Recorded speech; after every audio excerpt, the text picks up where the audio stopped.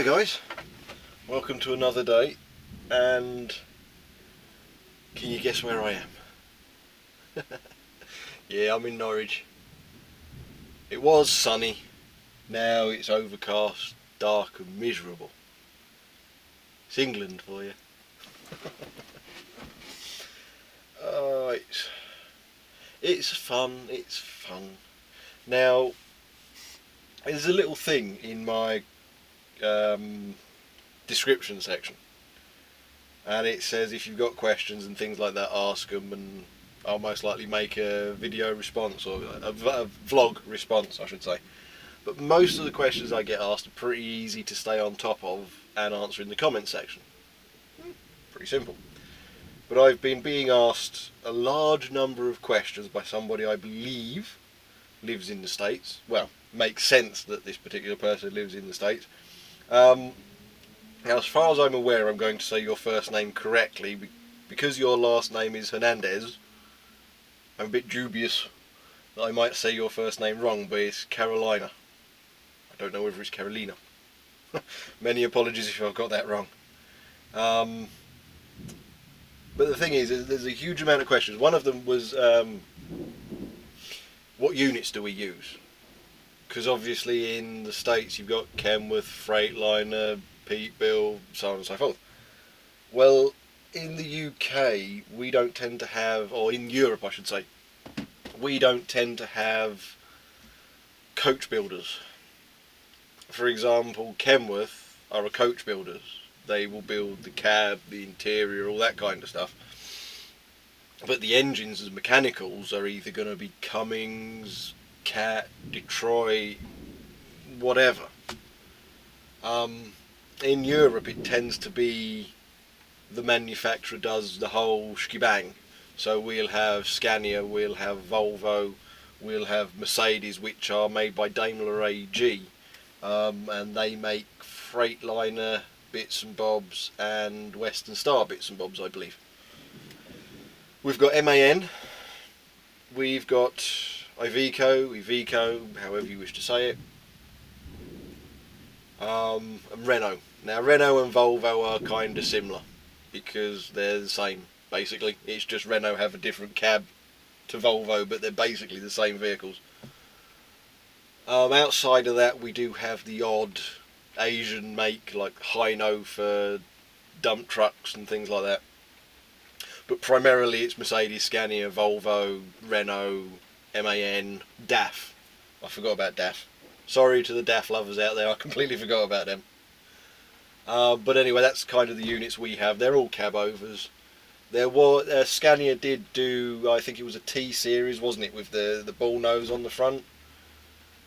But the issue with those is some of the places, well, a lot of the places we end up going to in the UK and in Europe are quite tight. And when you have a bull nose, you can't make it.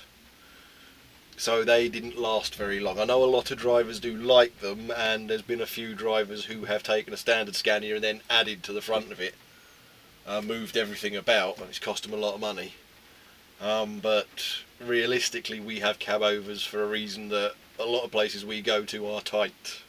And if you had the bonnet as well, you just never make it. But to each their own. I mean, there are people in the UK that run American rigs. I've seen them. They're kind of rare because obviously limits, length limits and things like that. And of course when you've got a 300-inch unit, it's going to extend you a bit with a full-size trailer on. But there are people in this country that run American rigs. And every so often you do get one overtake you and you think, damn, that's big. You just go wandering past in the other direction. One thing that gets me, I hear this figure a lot. Now, I don't know, but a lot of American truck drivers talk about £88,000. Now, I don't know whether that's the maximum before you start getting into heavy haul, or that's just kind of an average. But a lot of YouTube truckers talk about £88,000. I'm weighing £88,000, £80,000, that kind of thing. Never really seems to go above £88,000 until such a point as it's a heavy haul, it's a specialised load or something like that. The thing is, in the UK, we use long tons. So £88,000 to us is 39 tonne. We have a limit of 44 tonne before we start getting to heavy haul and specialised loads, and that is £100,000, I believe. That's what we've got. Now, I don't know maximums in America, so I'm not trying to say we're heavier, because I don't think we are, to be fair. But I hear a lot of YouTubers saying about £88,000 as kind of this stable style figure. It's a little bit like when I refer to these vehicles as 44 tonners. Do you see what I mean? But I know because we use long tons, 44 tons UK is £100,000 American. I did the conversion. But there we go.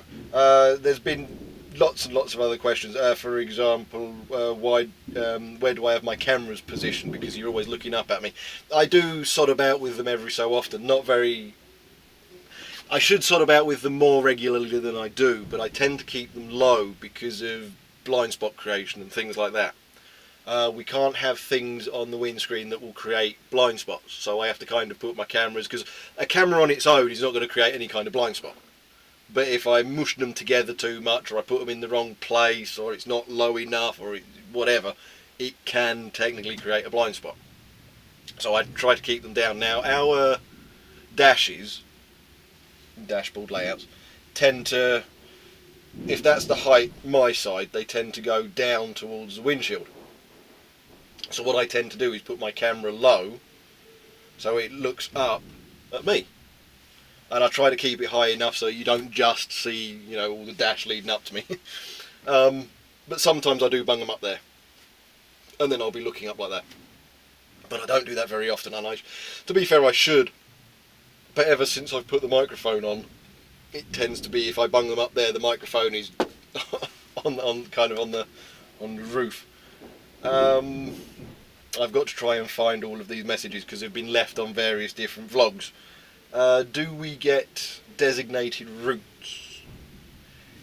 Depends who you work for. I suppose it's the same in America. Depends who you work for as to whether you have a specific route you should use. Now in the UK we have LBTS, which is London Borough Transport Scheme. The issue is that a lot of roads are permit only, or trucks can't go down them.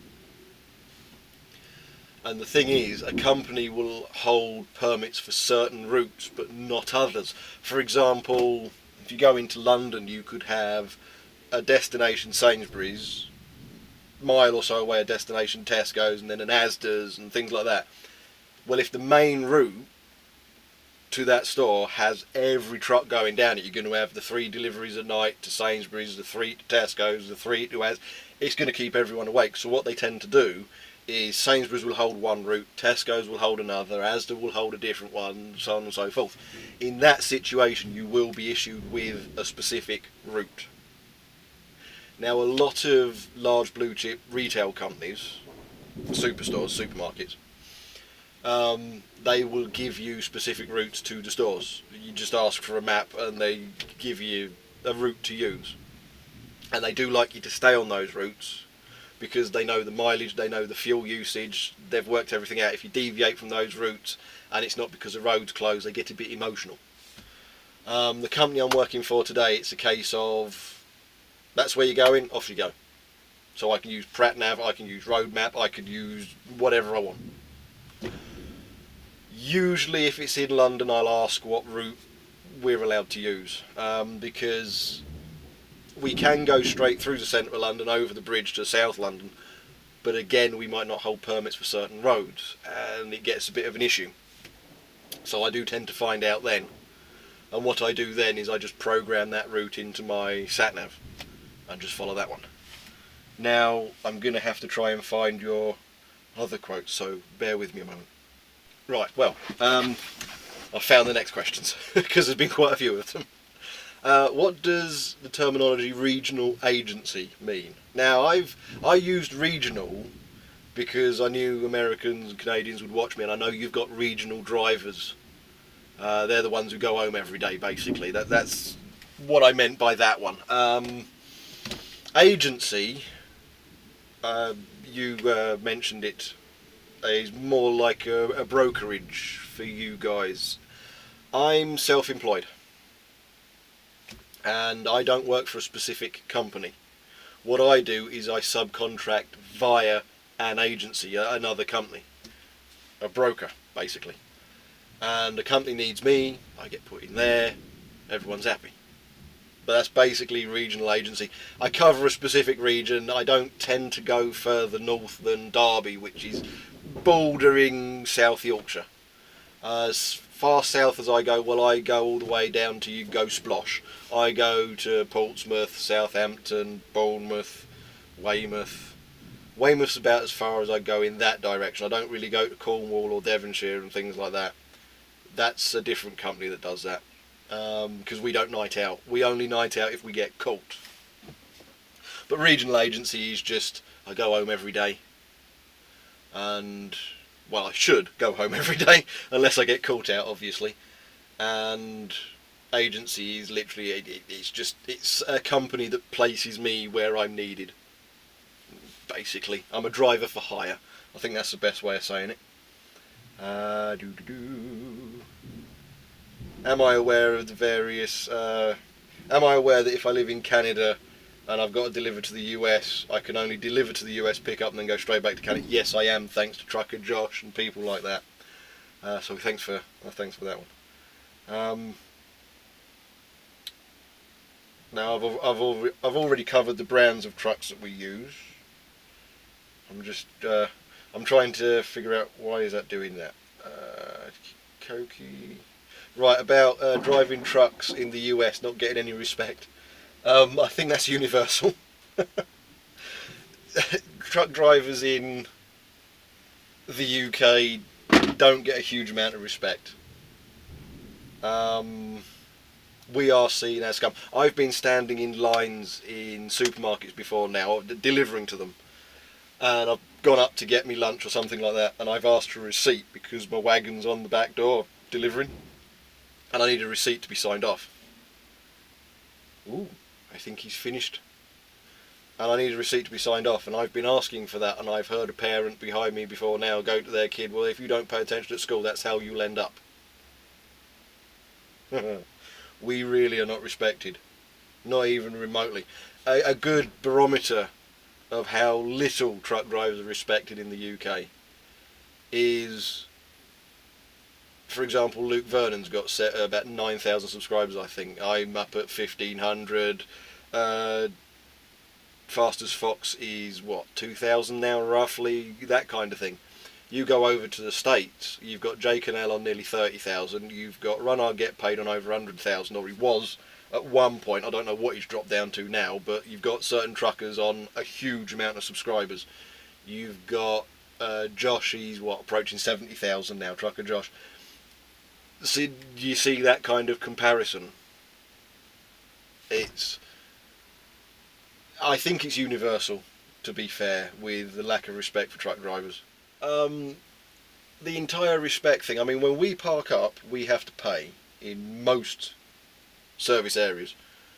That's 20 to 25, 26 pounds just for the night, just for the one night. Now, to put that into perspective, our night out rate tends to be £25 to park a truck for the night in a service area where it's illuminated, it's got CCTV, it's all lovely jubbly.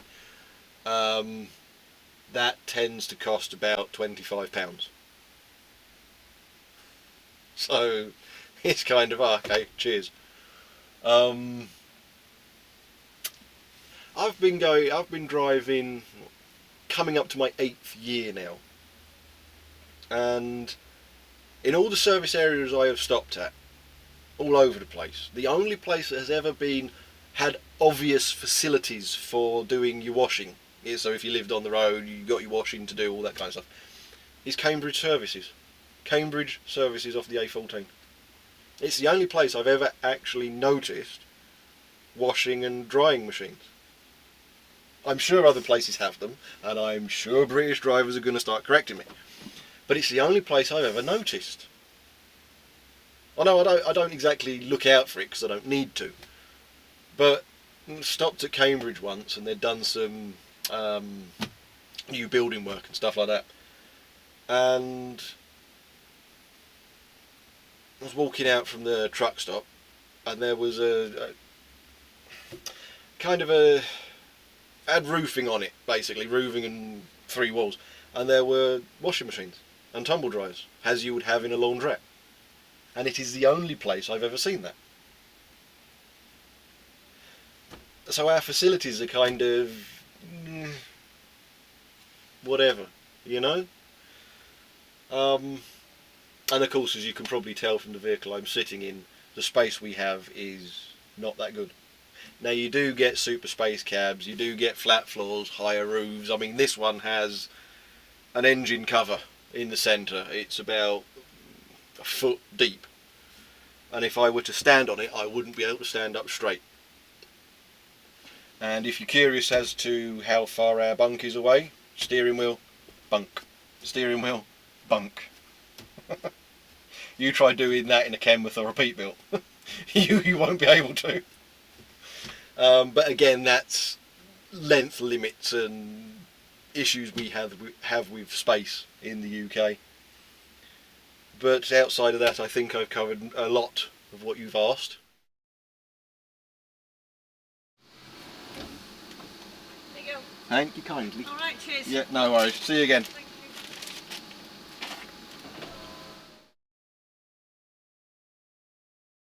I shall see you in a while.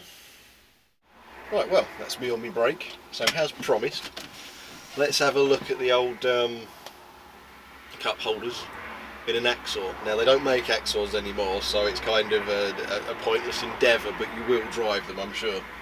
So I shall get this, and I forgot my bleeding case, didn't I? I have to take the case off to charge my phone. Left it at home. Idiot, aren't I? Well, anyway, we'll start from the steering wheel, if it focuses. Now, to anybody who drives a Freightliner, that's probably going to look kind of familiar. But anyway, that's the old dash display, dash layout. There you go. That's all your whistles and bells, all the little buttons that we have in a standard one of these. There's nothing fantastically intricate about all of this. Now, as you can see, there's the old parking brake. Ta-da! No cup holder. All of that wasted space. No cup holder.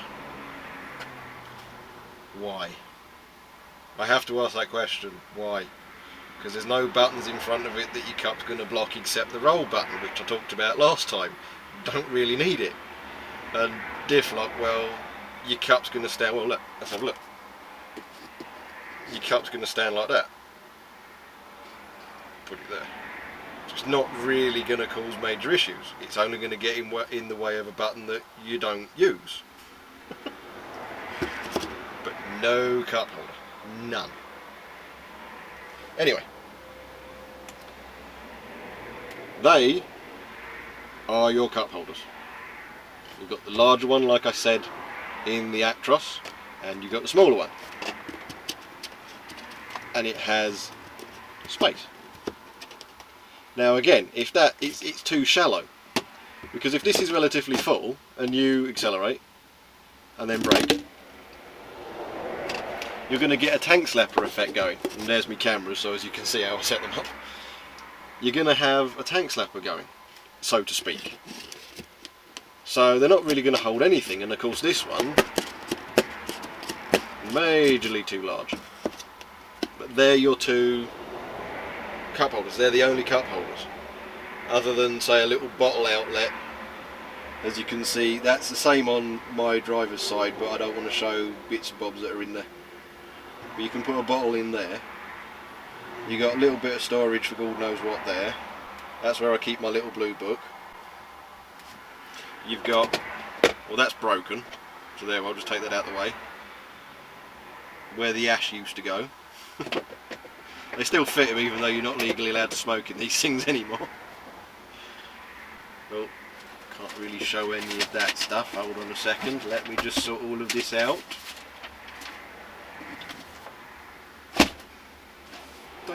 There. So you can put your road map and stuff in there. Now I put my wallet and I always leave my phone in there.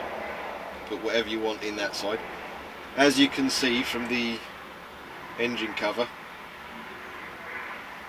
there you go, that's the floor, that's the cover. I'll give you some idea. And then if we go all the way up,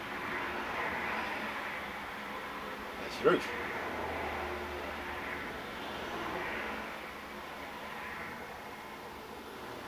Of course the bunk. But anyway, that's your gear selector in an axle. Now, if you remember when I was saying about the the FH, sorry, you got your armrest. You got a secondary arm extension there for the gear selector. Do you see how you don't have to go through the armrest to get to it? Even in these CAC Mercedes, it's still logically thought out, because my arm can go there, trundle, and you've got a little gear selector there. And you've got manual and automatic, that's what the M&A is. But do you see what I mean? I don't have to go through an armrest to get to, well, the I shift would have been about there. Whereas in this, they put another arm in, like I said about, and they extend it, so you've got your gear selector there. Why can't you have an I shift there? Think about it. There you go. On another arm. I mean, the arms lift up in these things, and they do, you know, the armrest lifts up in the Volvo, so why can't you have something like that? Makes sense, doesn't it? But anyway, this was supposed to be about cup holders, but I seem to have dragged it on about everything else. But yeah, there you go, that's the issue with cup holders. Why don't they have one in all that space there? It's bonkers, isn't it? But they don't. It makes absolutely no sense. It's like, it's just wasted space. There is nothing there. It's not like in European vehicles we don't have a brake for the trailer inside. We have to get out and pull the brake on the trailer. So, you know, nowhere in Europe has a brake for the trailer inside. Not that I'm aware of, anyway. So, why can't they put a cup holder there? It's literally not blocking anything. I mean, in the Actros, they actually have a cup holder there. They move the parking brake over to the other side, put the cup holder there, and it blocks a number of buttons that you regularly use, including your hazards. In this, it will block nothing. But they don't do it. It's bizarre, isn't it? It's really bizarre. But, yeah. What do you do? But no, I thought I would show you that one because I did promise somebody that I would go through that. And of course I had the Actros, but when I had the last Axor, it had loads of gubbins in the way that I couldn't really give you a tour without having to move this, move that, and change that. No, it was just no. I didn't have the room to easily do it, and we have more Axors than we do Actroses, so it's far easier for me to just wait till I get issued another one, like today. One thing he said was, the person who asked me about the cup holders also asked me to talk about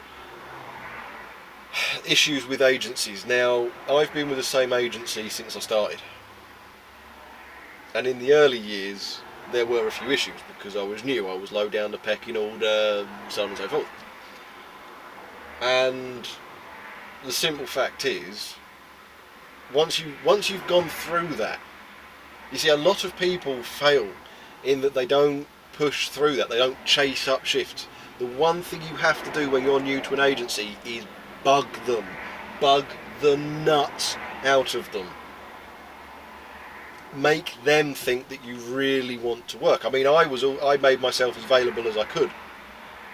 I did 5 on, then 6 on, then 5 on. I literally did the legal limit I could do, the easiest way of doing it.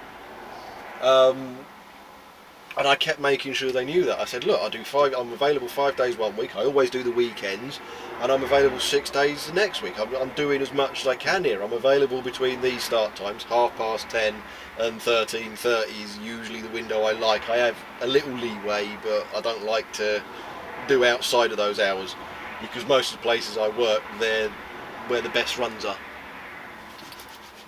It's all about money, isn't it? But the thing with agencies is you have to bug them. Don't think that they're just going to remember you. You're not the only driver on their books. I mean, take H&G for example. I know I speak about them quite a large amount, but they're everywhere in this country. I know people who are up north who are signing on to H&G. H&G started down south. I believe way back in the day one of H&G's first clients was the company I'm currently running for. And they've just expanded and expanded and expanded, and they've taken on absolutely everything everywhere. And you can literally sign up to H&G anywhere. The thing is, they've got thousands of people on their books up and down the country, because they do warehousing, driving, various other odds and sods. They've got thousands of people on their books. They're not going to remember you.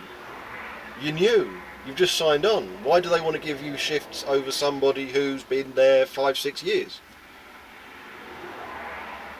So you've got to chase them. You've got to say, have you got any work? Have you got any shifts you need covering? And yes, you're going to go into Joe Bloggs and Son and you're going to think, oh, that's barely legal. Oh, really? You're going to have those days. And if it isn't legal, don't take it. And you've got to, that's the other thing, you've got to stand up. If you don't take the vehicle out, you might think, oh well, you know, I won't get any more work, I'm not doing what I'm supposed to be doing, and they won't ask for me back, and oh, they'll I can think, I'm not going to name them because I might name the one I work for, and I don't wish to do that. But then if I name all the ones I can think of, I leave one out that people have heard of, and they're like, why aren't you naming that one? So I'm not going to name them. But I can think, well, you've got obviously H&G, then you've got that.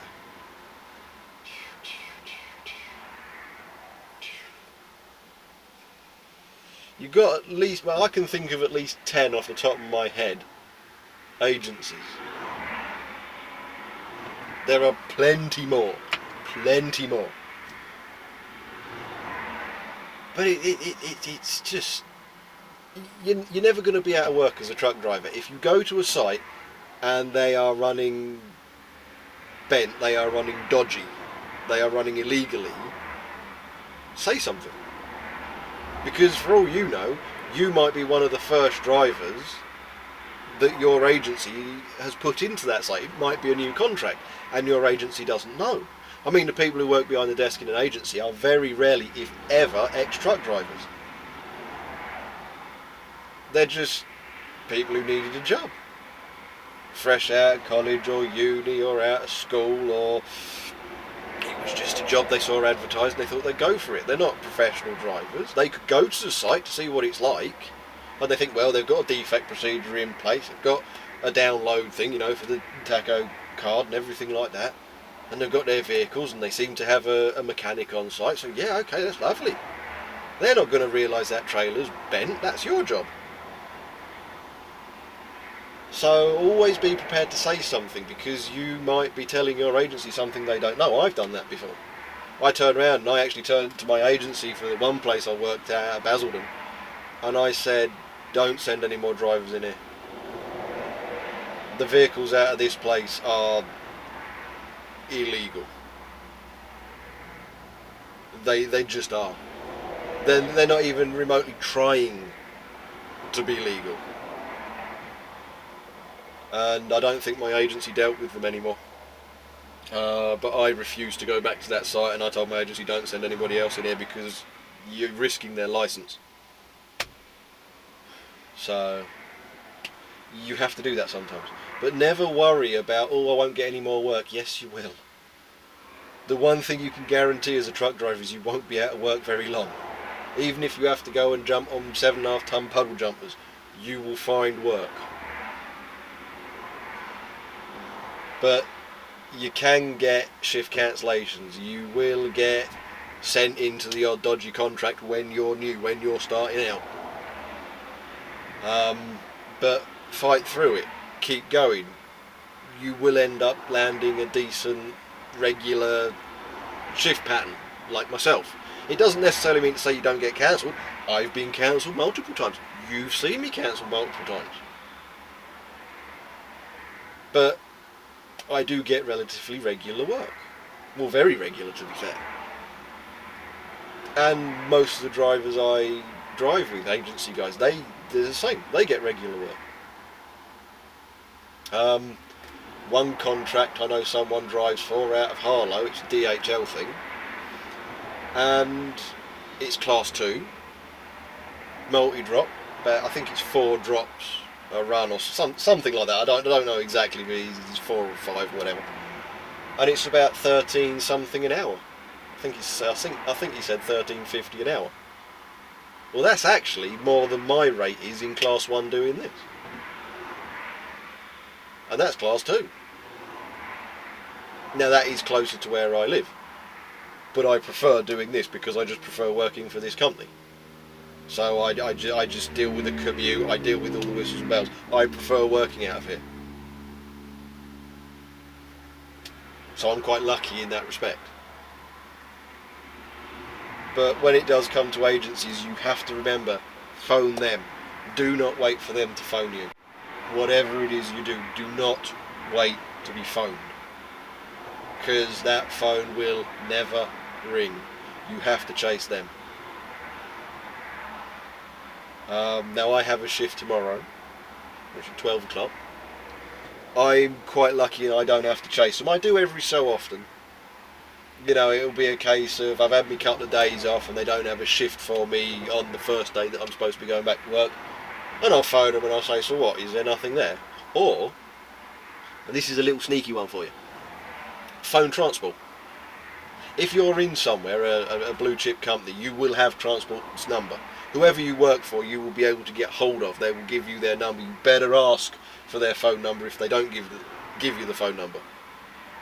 The reason being is if you break down, what are you going to do? So always get their number. Once you've been in there for a while, you tend to know them. If you haven't been given a shift, by the time you usually get given a shift, phone transport. And just say, "Hi, it's Joe Bloggs here, yeah, I'm just wondering, did you have a shift for me tomorrow?" Sometimes you'll be amazed. Sometimes I go, "Yeah, we can use you tomorrow. What time can you start?" Because somebody at the agency went on holiday, left somebody else in charge of their guys as well as the other person's guys as well, and they just forgot to submit your availability. They overlooked it. They were dealing with their group of drivers, and they had to deal with this other guy. They had to cover the guy who's gone on holiday, the person who usually deals with you. They forgot to submit your availability. The company you usually work for didn't realise you were available. There you go. And the other thing is, if you phone transport direct and say, "Well, look, you know, it's me, do you have a shift?" All of a sudden they'll be like, "Oh, here's a guy with a brain cell. We'll ask for him by name." So there's plenty of little ways of playing it. Chase your agency, but chase transport, because you never know. Your agency will phone up and say, "Do you need any extra drivers?" And transport will say, "No, at the moment we don't." And so your agency will go off and do other things, because they're dealing with one client here, one client there, 100 and something drivers over here, 100 and something drivers over there, So they're not going to be continuously chasing transport. So when you phone up and say, "Are you going to have a shift for us tomorrow? Is there a shift for us tomorrow or today?" You might phone them and they might have just had somebody phone in sick. And they'll be like, "Yeah, we can use you. What time can you start? How quick can you get in?" You've got work. So there's plenty of little ways you can operate to keep work coming in as an agency. I'm quite lucky that I've been here for so long now. It's just a case of I get my shifts. They ask me for my availability a week in advance. I tell them, I get shifts. But that's only because I've been here so long. You know, I've proved my worth time and time again. And I don't kick up a stink. There is no point in kicking up a stink. If you kick up a stink, they're going to ignore you. Just play things to your advantage. But anyway, I'm going to finish off my break. I've got a while left yet. And I'll see you a bit later. Well, I know something for certain. I have a defect. Yes, I do. I was reversing onto the dock and the red airline snapped.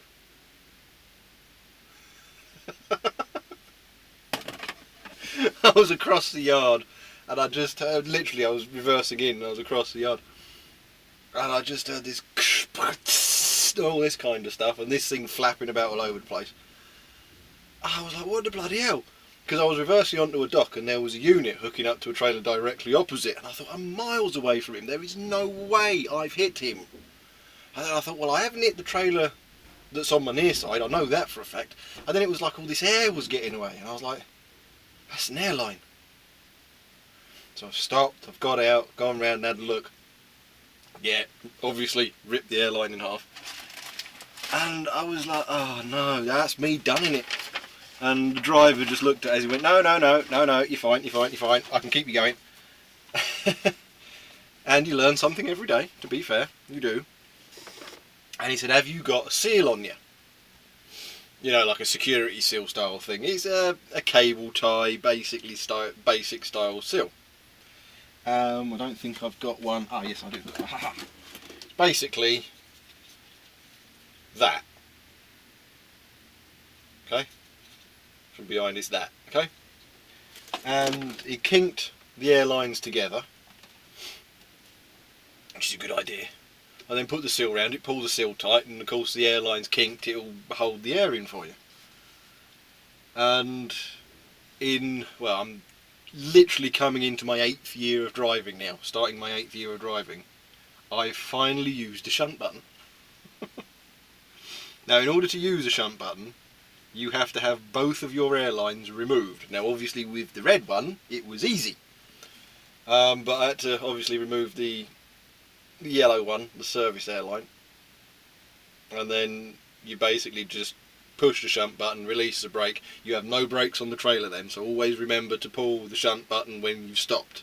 Because if you leave the shunt button in, there are no brakes on that trailer. So the poor twat that goes in to load it, it's going to go sailing off and be kind of emotional. But yeah, that was fun. I was like, what the bloody hell's that? I haven't hit anyone, have I? That's the first thing that goes through your head is, oh no. Who have I got and hit in the yard directly next door to transport? Oh, that's all I need. But no, it's the airline snapped.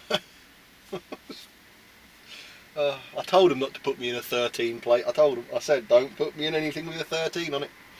It won't work out well. But anyway, such is life. Because once your airline goes, all your air just disappears. So you've got to find a way of keeping the air in the unit, otherwise you are dead weight in the middle of your yard. And I just didn't even think about kinking the airline. Of course, I've just been turning in the yard, in front of all the shunters, next to literally a couple of bays down from the transport. And the first thing that went through my mind is I've hit something. So of course your mind isn't really on the ball in that situation. And of course the driver came over from the other side and he says, you ripped your airline, have you? And I was like, yeah, looks like it. Oh, what a load of crap. Well, that's me done, innit? No, I can keep you going. Get a spare seal lying around in the cab, as most places have, and just literally kink the airline. It's not really going to matter if I show you on this one, because this one is, I think it's well and truly knackered. Basically, you get your airline and you basically just kink it. Make sure there's a kink in there. Do it a couple of times so you've got a proper kink, and then put the seal around it, hold it in place. Bang, there you go. It will easily hold enough air to get you going. But anyway, I think that is me done for the day. Go and write a defect out. Yay! What a bastard. But anyway, thanks for watching. Like, subscribe, share about, do whatever it is you usually do. I'll see you in the next one, which is going to be tomorrow. Oh yeah, one other thing. The Run Hard Get Paid subscriber level. I don't think he's anywhere near the 100,000 that I said. My phone's just there. But I think he was quite high at one point. I know he had a huge amount of views on a few of his videos, and I'm certain his subscribers were there was quite a large amount of them. But I know he stopped for a while, so I'm unsure, but that's just covering that one. But anyway, that's enough of that. So cheers for watching, guys, and I'll see you in the next one.